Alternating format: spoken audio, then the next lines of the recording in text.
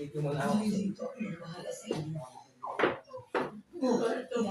Nakaya ka ba? Kahit saan mo ako ipadala.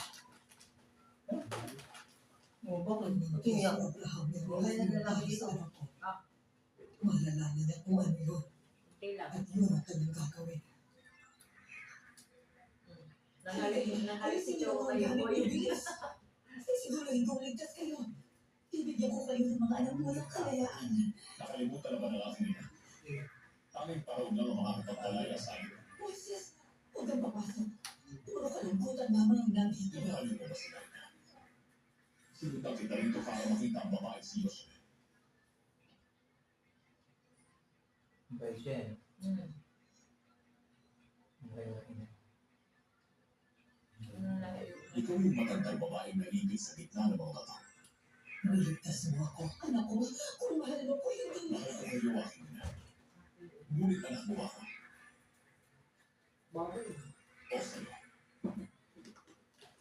Hindi ako ang iyong ina. Kung naniniwala ka ng mga lalaki at kagaya ng bata, na parang gumalaw ni lalaki mo. Ang lumulubog ka sa imahe na gawa sa mga bato. At nagandang imahe ng mga hiling mo. Hindi kita ina. Ang aking anak, dapat isang alipin. Ang mga kamay niya puno ng mga kanyo at may bali dahil sa mga layo. Maganda yung ganyan. Ayan. At may pilatang ako dahil sa panlalaki ko ng mga tagapagpaatag.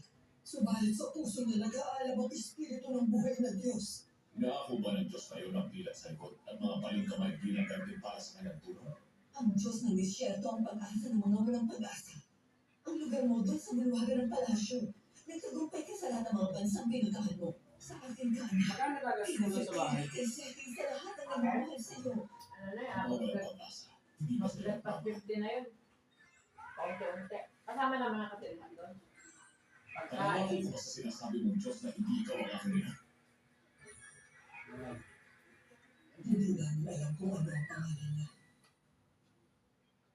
Pero may side niya, di ba? Tumigil ka sa aking mga at sabihin sa akin na hindi ikaw ang Kasi aking ina. pagsalita pa lang sa amin, malaking din. Oo. Moises, hindi ko makakawa. Ay, sagad mo nga yun. Sagad mo na yun.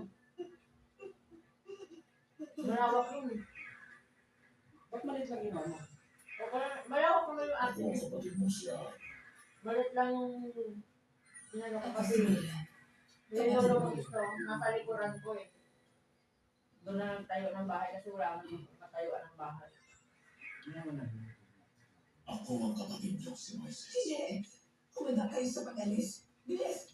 Alis sila rito, Moises. Isasama nila ang lihim natin. Walang makakalam na kahihiyang binigay ko sa'yo.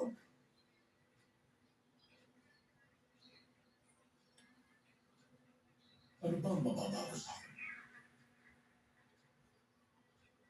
Ehipsyo o Hebreo ako pa rin si Moises.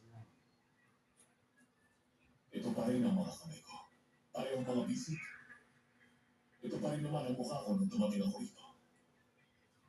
Kanina lang anak mo siya. Ang lakas ng Ehipto.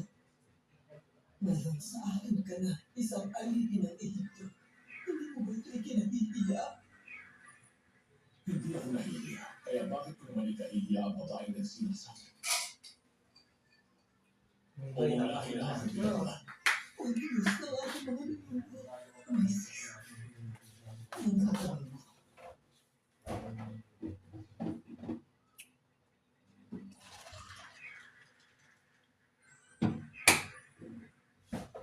Ito ang nag-uugnay sa lahat.